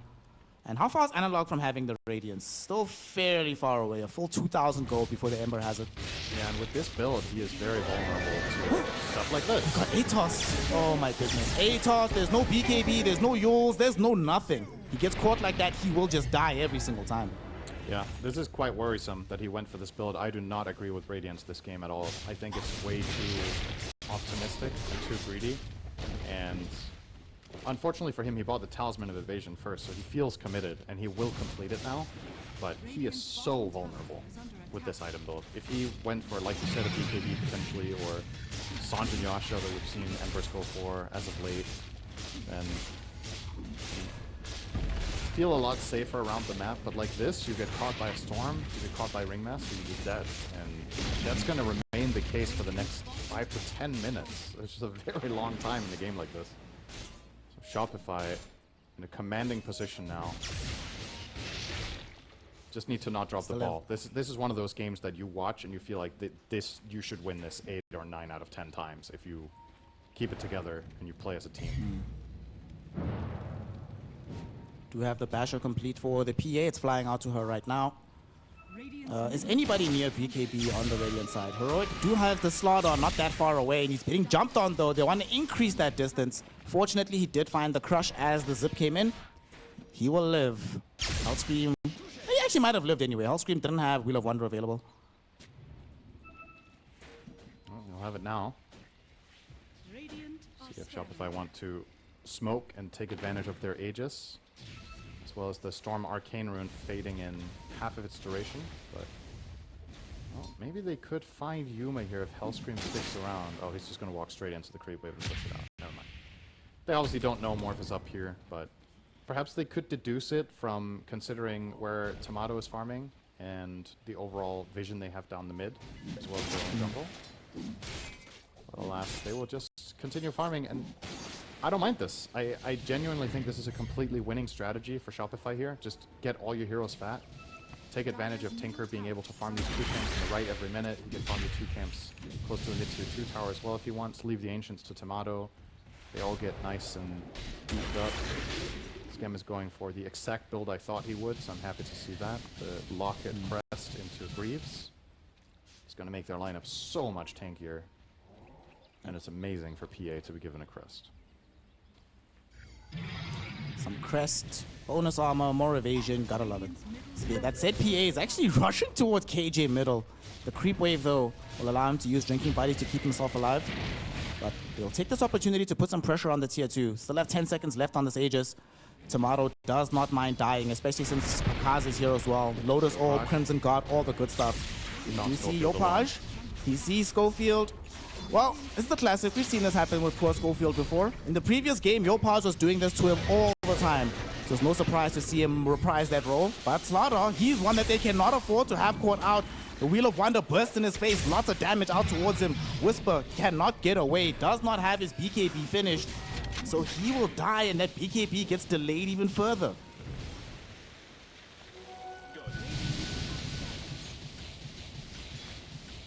This game is starting to really feel terrifying, getting smaller. The thing is, you know, sometimes you see the map getting smaller, it's one thing, but if the opposite side of the map is also where it doesn't feel like there's any safe places to play, right? Right now, the only safe places is down here bottom, this area in front of the Tormentor, but this is not efficient farming for 3 heroes to be here. And you know that there's this voice in the back of your head telling you Tinker is farming, guys, you know? That's what's so annoying about playing against this hero at a high level, is you know this guy is out farming your 2 supports combined. So if you're doing nothing, you feel like you're losing a lot by default unless you have really good solutions for Tinker as a hero. I don't really feel like they do. So Scam, you know, he's just farming double stacks of Ancients now while his team is pushing. All is fine and dandy. He's not getting caught. This is going to be the almost completed Greaves now at this point. In the meantime, they're still taking objectives, and they know Tinker can connect to the plays too. So massive efficiency advantage here. He's level 16 now. Same level as the enemy carry. I see no problem with this. What's the issue, bro? That's a good hero. Yeah, very good. I hope all of you Tinker spammers are enjoying your free MMR while it lasts. This is not gonna last much longer. There's no way. Dude, there's no way. It can't. The current version of Tinker has been in the game for months now. Yeah, but we didn't notice this busted. He got nerfed. Yeah, it's gonna get nerfed again. Yeah, probably. That's what I'm saying. Like, it's one of those things where, you know, like, remember 2 years ago they nerfed Morphling? And it's like, Yeah. oh, or they nerf Lina, and it's still in every game. Then you have to, like, nerf it into the ground. And it's like, okay, fine. We'll stop playing this. Yeah, I think if Tinker gets nerfed another 5%, he's still going to get played, though. That's the thing. They need to nerf him pretty hard to kill him off, especially for pub games where people are worse at invading and preventing supports from scaling like this. The way he's playing now, what you're seeing here is a lot easier to pull off in pub games. So it will be even more amplified than this version of the game. Well, it's simple. We remove March from the game again. Take it away. We remove Defense Matrix. Take it away. Nothing. Oh, so it's just laser rearm. I think he's dead then. Then no one's gonna pick him anymore. There we go. That's all I want. That's right. Give him laser rearm, and then he can put points into stats 15 times. Mid, analog. Oh my goodness, he still doesn't have the BKB. He does have the Radiance at the very least, but like you mentioned earlier, without the BKB, without any SNYs, Yulses, nothing to help him against this Rod of Atos. Hellscream has just been putting in work on this Ringmaster this game. Yeah, and he's not even close to the BKB, so it's going to be a while before he can feel confident. All right, high ground push. Emperor dead. Shopify feel like this is enough to push the envelope here, and I don't blame them. They're stupid tanky inside this mark. They keep putting their defense matrices on their heroes, and the tower's gone. Heroic looking for a bit of a trade, but the glyph top and the glyph bottom equalizing. Tinker's back to some mana. Tower down. Lotus. Ember's coming Tomato back, has though. Satanic, by the way. About He's this. a tough kill. He is, but not an impossible one. So I don't think they should be playing that up front without the Aegis and without having BKB available for him. So they will make the executive decision. Time to retreat. They were slightly being chased by Heroic, but after this, they move forward a little bit. They're like, let's just be glad they're not here. There's no need to chase them at the moment.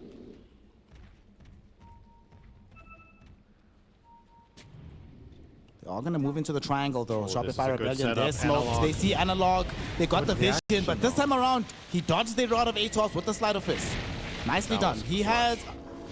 I mean, all of his deaths pretty much have come from that ATOS, right? So he's had some opportunities to practice against it. That's true. It's one of those things where you can practice it a lot of times. It's still hard when it's coming from Fog. But great reaction under pressure there. Still, Shopify will get the big objective. Claim the Roche. No contention at all from the side of Heroics. Second biggest. This one has what could actually turn into quite a big problem for Heroic. The banner. Who's gonna destroy it? When you place this behind or next to your creep wave, who's gonna walk forward into the PA Kunkka and Wheel of Wonder? Speaking of Wheel of Wonder, it gets committed onto the Tiny. He does get the Shrine, but loses his life. Yeah. Not really. Not now, not anymore. Not anymore. It's worth it for the first one. Maybe for the second one, depending on game. I would say beyond that, dying for a Wisdom Shrine is not really worth it anymore. Whisper is being potentially spotted here by Tomato. They want to access the same camps, but the ward, that's a good ward. You'll avoid trouble on the Slardar. The problem is Rebellion are going to bring trouble with them. They don't need to go for some scaly plays. They're like, all right, fine. You don't want to get ganked? Okay, come fight us heads up. Here we are on the high ground. They smoke up with 3 behind. So if you don't have vision on your part, you were mentioning how do you deal with this banner? How do you approach not knowing where Tinker, Ringmaster, and Storm are? The only ones showing are the worst. That's the solution. You push top instead. You trade ranks. Yuma trying his best. Skem currently solo defending. And they also defend mid. Huh? Shopify backed off while Yuma was pushing top. So they didn't even... Okay, that's a... Given the circumstances, this is great for Heroic. If they can buy enough time. Tiny has a Nullifier? Okay. What? Morphling gets caught though. Oh, Yopaj, he's gonna try and bring down Yuma. Yuma does get off the morph. He's gonna stay alive, but he needs to get out of here. Scam is now shown up. The TP out will be attempted. Yopaj, can he find the vortex? Oh, no, he doesn't with the creeps! The neutral creeps! They decide they do not like the water boy. It might be wondering what it is, but not for you, my friend. They find him, they catch him out. He has no TP.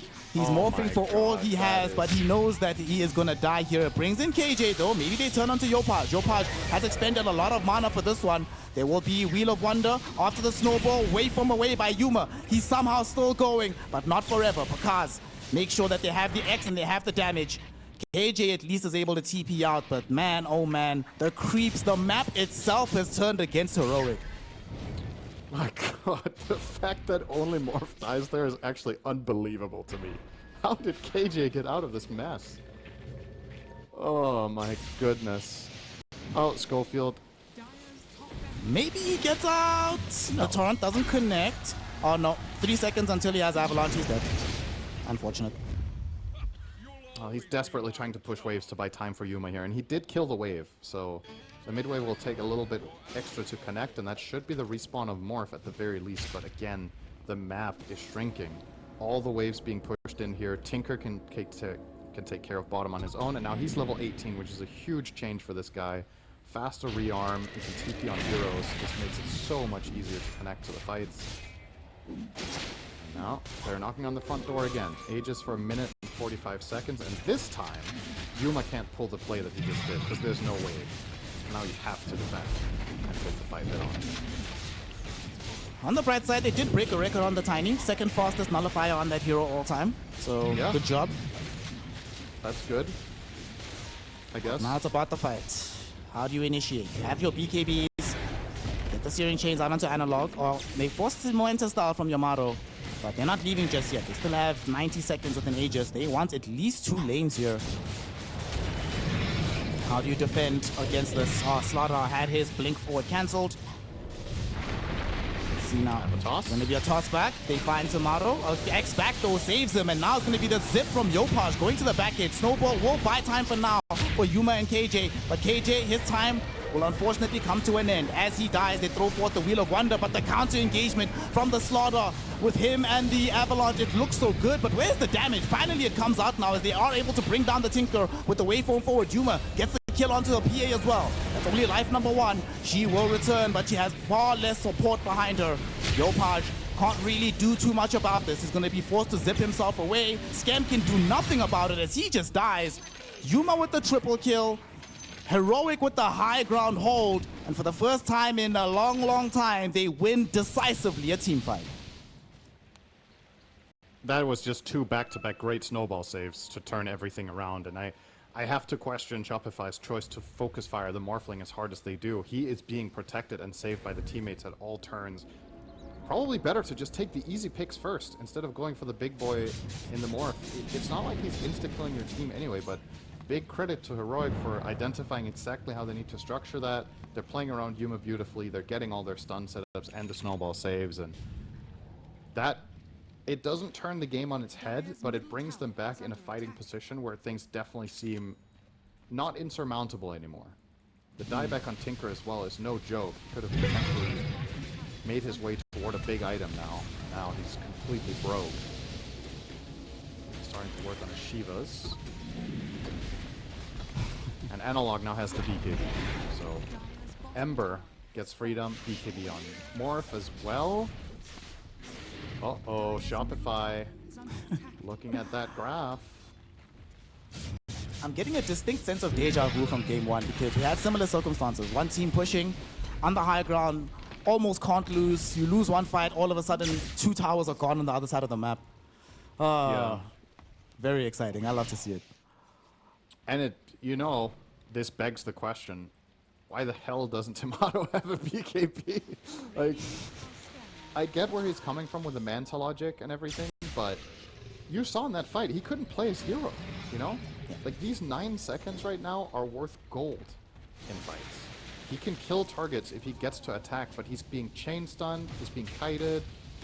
With a BKB, he can set things up for himself. Alright, here we go. Catch to Kunkka. They went for Kunkka. They want Pakaz first and foremost, and it looks like they might get him here. A couple more right clicks, and he is found out. No, escape pod will be there, but only for a little while longer. He dies without buyback. 75 seconds on the sidelines. We're not able to connect onto Tomato. Good. They forced Wheel of Wonder. They kill the Kunkka and trade off their Tiny. Which BKB? Okay, they did burn all 3 of their own BKBs, though. So maybe, on second thought, not actually that great. Oh, zip in. They go for Analog. No.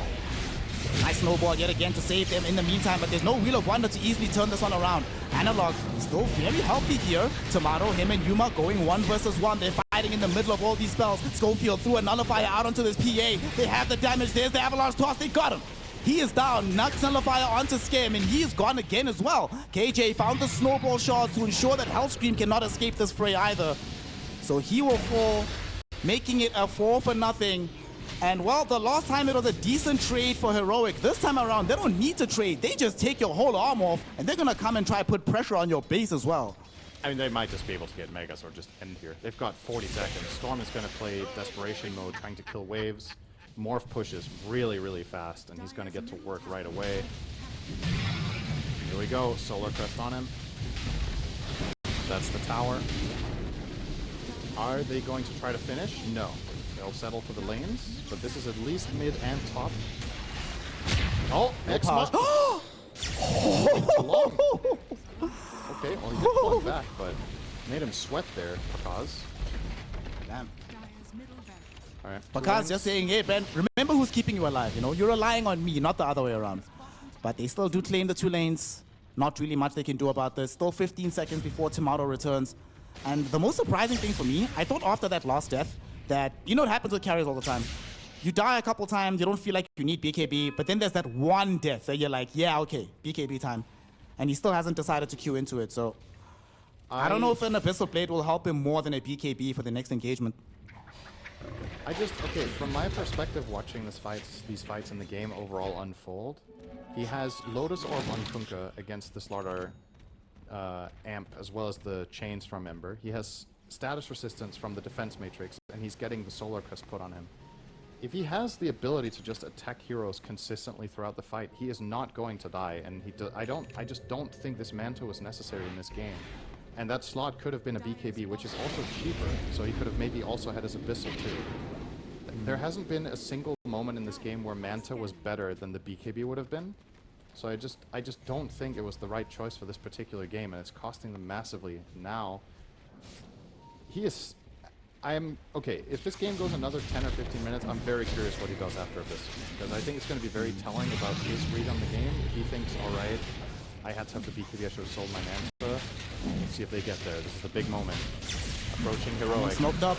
Whisper, he's the one that goes in first, but the Wheel of Wonder also comes in right afterwards. He's been hexed up. The boat's gonna crash in. He is gone. Yuma, in the meantime, trying to take their Aegis. He can't manage to do so. Tomato is the one that claims it, and now Yuma is in no man's land, caught within the river. He ends up being killed off. Analog doing his best to flee towards the west, trying to TP out right now, but that's not gonna happen, my friend. He is down too. Bro, 3 heroes gone for nothing. They got an Aegis, Cheese, Roshan, Cinder, and I ask you again, what the hell is happening? It's crazy. It's like, Dire's middle tower. oh, they're putting on a show. It's a Ringmaster game, all right. It's definitely a show for the fans here. I cannot believe Shopify got cleanly out of that. That was actually, it looked like a good Blink Crush, but they managed to keep their PA alive that time around with all their defensives. Really good Wheel of Wonder. And Heroic did not manage to combine and save their cores in this instance. So down back the other way we go. Shopify now with Aegis, Cheese, and the extra advantage. And okay, we get our answer for Tomato. He's playing Rapier, okay? So it was none of what I was thinking about. He is going all in to try to end this game now. Well all right, this game is ending one way or the other in the next 2 minutes, Snare. I promise you. But which one will it be? There's only one buyback available in the entire game. It's sitting on Analog at the moment. Kunkka just got his back. They take the lane of Rax in the top lane. It's not full megas just yet. They do have Rax bottom, but now they have normalized the lanes. Both sides have 2 lanes of Rax apiece. It's a 5k gold lead for SR, but as we've noted in this series, gold lead literally does not matter. Who cares? It all comes down to whoop-de-doo, whether PA gets to hit heroes. If she does, I think Shopify have a very good chance of finishing this right here, right now, but end up, have a toss. Get her back. Oh my goodness. They remove the Aegis almost immediately. Yopaj unable to remove Scorpio from the fight, but with the boat flying through, this will provide some protection towards this PA, but now she's not being allowed to hit anybody. The chain disable is out. She can't move here, Sin. She's gonna end up though being fed a cheese. That's gonna get her back to full HP. Will it be enough? After the escape act, she's back up. Can she keep fighting? They actually want to retreat from this. Tomato falling quite low, does not have the full heal available. The Titanic has already been committed. As he's out, perhaps they can chase for more. Pakas caught inside the ice shots. He's going to get brought down. Yuma and Analog, make sure it happens. So they trade offlaner for offlaner in this situation. But what they get is the Aegis and a defense of the high ground. Heroic definitely ecstatic about that fight. Bro, please buy BKB. I beg you. I beg of you. Why do you refuse? Why will you not see the light? Hey, there it is. There it is. Oh, he did it. I told you. Treads. He bought treads. So the BKB will be delayed. If that fight is not the perfect illustration of why he needs this item, I do not know what is. It's coming now. So 2,500 away. But Heroic could go for a potentially game-winning play. They know there's a Rapier in play. They know he has no Aegis. They find Tomato once, they kill him off. The game is theirs. And you know this team, they will take a moment of opportunity if they see it. Scam? They'll find Scam. He TP'd onto the outpost. He does not have... Okay, he does. He does have battle. Okay, He has buy, but he had... Yep, no teammates around to really protect him there, so that's just a full-on freebie. Radiant scan. A freebie given away. Let's see now. They're looking for anybody to dive here. Yopaj able to zip away, expends all his mana, but he does get it done. Man. Do you think Yopaj perhaps needs an Aghanim Scepter to combo up with the Ringmaster here? I think that should be his next item, for sure. We haven't talked too much about the Storm's progression, but obviously this hero is also a late-game monster, and in the draft, we identified that Heroic's heroes are going to be stacking a lot. It's Tusk, Tiny, Slardar, Ember. They're going to be in your face. They're going to be up close. There were other potential picks from Shopify Rebellion that we were debating to try to exploit that fact, but definitely this one is the one. Storm Eggs now online, and he also has buyback. So if Yopaj finds a big blue hole, that could be a game winner. it definitely relieves a little bit of pressure off from the PA too, that there is the secondary hero now that he's gonna go in for it. Yopaj goes in to reveal the Aghanim Scepter, gets the catch onto this Morphling. Do they have their follow-up? Wheel of Wonder is gonna come out, but Yopaj is dying faster. He gets out, but Tomato, he comes back. Satanic, he lifesteal through Yuma. Back up to 100% HP. Analog needs to get out of here now. They bought back on Yuma, but he definitely cannot come back to this fight. Whisper also ends up there. Tomato with the triple kill. He almost died there, but the Satanic, the Rapier, who the hell needs BKB syndrome when you have that much damage? I swear I'm actually getting a heart attack watching this. It's actually so ridiculous. He jumped in and used 2 vortexes in a row. That was a 4-second stun, and the PA was still not in range to connect. So he jumped way too early, and they almost lose the game. Tomato was down to 10%, presses Satanic, gets 2 hits off, heals to full, and they stabilize it again. But man, that was, oh my god, that was so close to a complete disaster, and Shopify barely inch out a win from that. A big one at that, of course. Has been killed. This is easily Megas in a 5v2. Ember has buy, so technically 5v3. But man, this is... Alright, Tomato has BKB. Yep. Got it. He's got a 45-minute, 9-second The perfect BKB. irony if he doesn't end up using it now and wins. Oh, if he just dies 100-0. Okay, No, they're going in. it's just Schofield. needed, and now they win. Schofield's gone. Does have buy. Needs to use it. Analog's already committed his own one. Schofield? Brother Schofield? Well, they're buying time. We'll They're pop trying the to clip bait now. this out. They're trying to bait Shopify into thinking there's no buy on Tiny, but now he has to use it. Tomato. Clean disengage. Yep, they're out. Slaughter is back with the Tusk, but there's absolutely no catch available from them. So Mega is up, tier 4 tower on its last legs, the final one of the game. Shopify Rebellion looking towards this 2-0, but what a scrappy affair. At If this they point find now, this- though, Oh, they see double damage bottom. This is, yeah, Tomato is heading over immediately. nice. With this amp damage rune, he could potentially one-shot a hero. Well, I guess there's nobody here he truly instantly kills. Maybe Morphling is actually the easiest kill. That's crazy to say out loud, but Tiny has the Ghost Scepter Yules. King Jungles has Neon Disc. I think Slardar is tankier than Morph right now when armor and health is taken into consideration. We'll see. Shopify looking to close this out here and now. Roshan can respawn in 30 seconds, mind you. They do absolutely not have to do this. But they're feeling strong. Even putting Strongman Tonic on their PA just to look more intimidating. Bottom. And now it's Let's fading. get out so with it did Analog. nothing. Okay, Analog is out. Slaughter's out. Which angle are they going to come through? Are they coming through middle or bottom? So far, they're being very careful about this approach. Nobody showing just yet. Okay, since nobody's showing for a quick pick, they're definitely going to go back and Roche. There's no reason to go and take a big risk There for is no reason. absolutely. If they can keep knowledge of Heroic's heroes' positions, they are in no hurry. It's way better here to wait for Roche. If you can. But of course, you need to make sure you don't lose formation, right? So keep playing the map together. You don't need to split anymore. The Mega Creeps are taking care of it. Just stick together as a team and stabilize. If anybody is not with the pack, it can be Tinker, but he's the only one. Everyone else should be in proximity to constantly help. You're in no threat of getting pushed. You're at no threat of getting contested for a Roche yet. So just keep a high ground and chill. Wait for this Roche. It's actually already alive. Early respawn. Yopaj will... Okay, check everything else than the Roche pit. That's unfortunate. He jumped around it.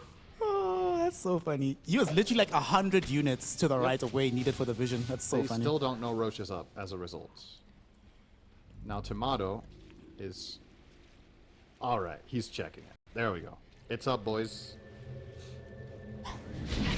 Roche time, cheese, Roshan's banner, refresher, Aegis. So now, Yopaj in the previous fight, like you mentioned, got the 2 blue holes out. Now he'll have 3 for the upcoming fight. That's a lot of lockdown coming in from Yopaj here. You can't have Wait, are they three, going to give him... right?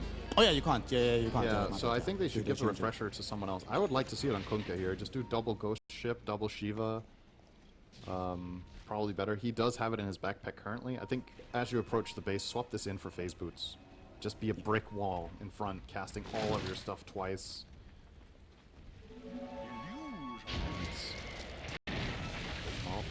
should be all the advantages that Shopify Rebellion need to close this one out. 2-0 fashion in a very bizarre affair. All they need is vision. If they see anyone, they could just jump and blow up targets. Schofield, that's on the scene. Oh, there's a blue hole on top of the Wheel of Wonder. The second one comes in. Schofield gone in the blink of an eye. Stolen snowball from Yuma will buy some time with KJ, but doesn't really mean anything because KJ about to die. Yuma, tidal wave, drags him outside of the fountain. Yopaj hexes him just to make sure he can't escape there. Another one. Another blue hole showing up. They kill off the Slaughter this time around. He will be forced to buy back. KJ, yet another snowball to buy Yuma some time. Yuma now going in the opposite direction, trying to at least kill off the Ringmaster or the Tinker, but they're too tanky. At least the Tinker, at least one of them. No! He gets held in place. He cannot move, Sind. He gets killed off. 2 minutes in the grave. No buyback, and Skem is still alive. KJ will suffer the final indignity of the last death. And as he goes down, GG, well played is called. Shopify Rebellion secure a 2-0 in what might be the most wild 2-0 I've ever seen in my entire life.